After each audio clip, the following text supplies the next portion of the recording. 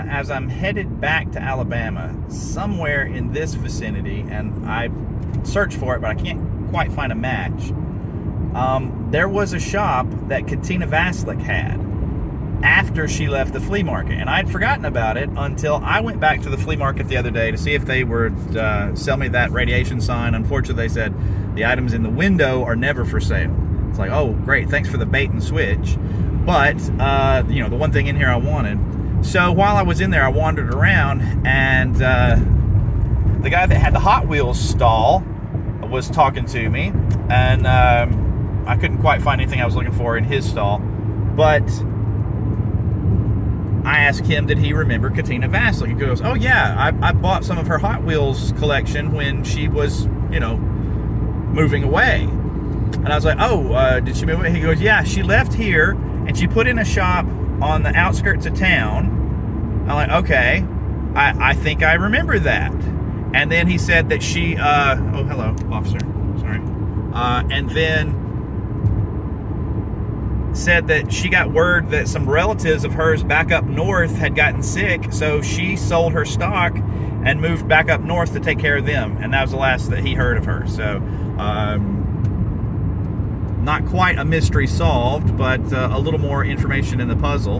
Another update of a previous video that I shot was I was at my mom's house the other day and mentioned the video series that I'd been working on, and was telling her some of the stories that I was, shooting in that house. And she said, did you tell them about the boats in the ditch out back? And I said, yeah. She said, yeah, your father and your grandfather made you a little wooden boat when you were about 2 years old that even had a cloth sail, and you would play out there for hours. And I don't remember that. I wish I did. But anyway, she said, yeah, and then one day you came in and you said the river is white and I lost my boat.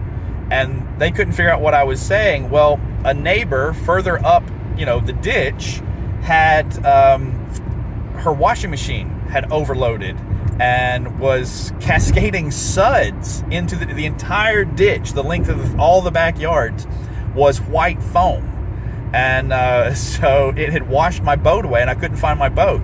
And so my dad and my grandfather got out there with the water hose and sprayed the suds down until they could recover the little boat that they had made for me. So that was such a great story. I wish I'd had the camera and been recording Mom telling her version of it. But, there's my, poor cousin version of what she, the way she told the story and everything. Which brings something else to mind. I don't remember this boat when I was 2, but I do have a memory in this city from when I was 2 years old. And this story involves my paternal grandmother. So I was over at her house in Alabama, and she was showing me pictures in an album, including my parents' wedding. And I was like, oh yeah, I remember that.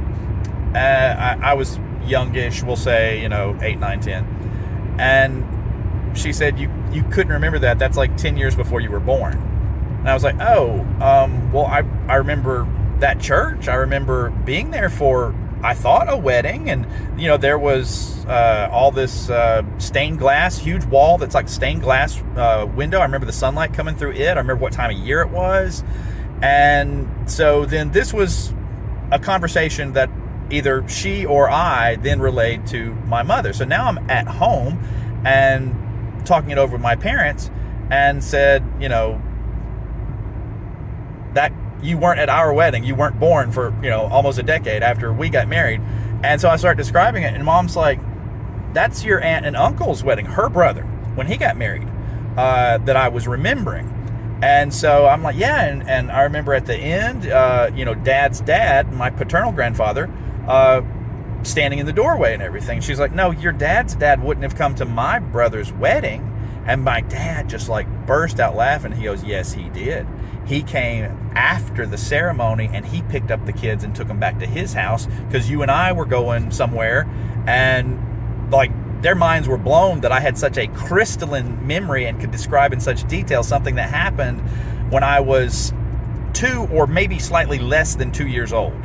Like I say, the older my memories are, the more sure I am of them. You get to the point where I can't remember what I had for breakfast yesterday. It drives my wife crazy because she'll say, how can you not remember this conversation we had, but you can quote every line of some movie from the 80s? And I'm like, because I've seen that movie dozens of times since the 80s. It's like learning a script on stage. I don't glance at the script one time and go out there and do the performance. It's the repetition. We only had that conversation once. So, it's just something I've learned to know, is that my memory is faulty. That's why I do a lot of research on my Ghostbusters videos before I actually post them, before I actually shoot them. I'll look stuff up and make sure that I know chapter and verse, what book this memory of mine comes from, where I learned this fact. When my friend Dan Wallace was writing the Ghostbusters Ultimate Visual coffee table book, he let me see the book in manuscript because he knew I was, somewhat a Ghostbusters authority. And I had a few things that I was like, well, I would like to hear this quote here. You got right up to it, but I think there's a great quote that could pepper in there. Just minor contributions that I was making. I was so vexed that he, in the 3 months he had the assignment, had organized all of this information that had taken me 30 years to learn. It's like, oh, great. So my contributions were of a very minor nature to that book, but he said he would need to be able to show the publisher, and it was the same way when I wrote for Star Wars Insider magazine. You have to quote them chapter and verse what your sources are.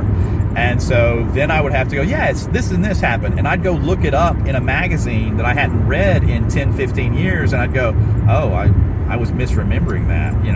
I had two details conflated, or I had the wrong fountain in mind. It wasn't the fountain at Lincoln Center. It was the fountain at the main monument that they were talking about in that anecdote. So that was very illustrative to me, that even the stuff I know, I didn't know as well as I thought. So it made me shore up on a lot of my YouTube videos that I post. So anyway, heading to Alabama. Thank you for watching.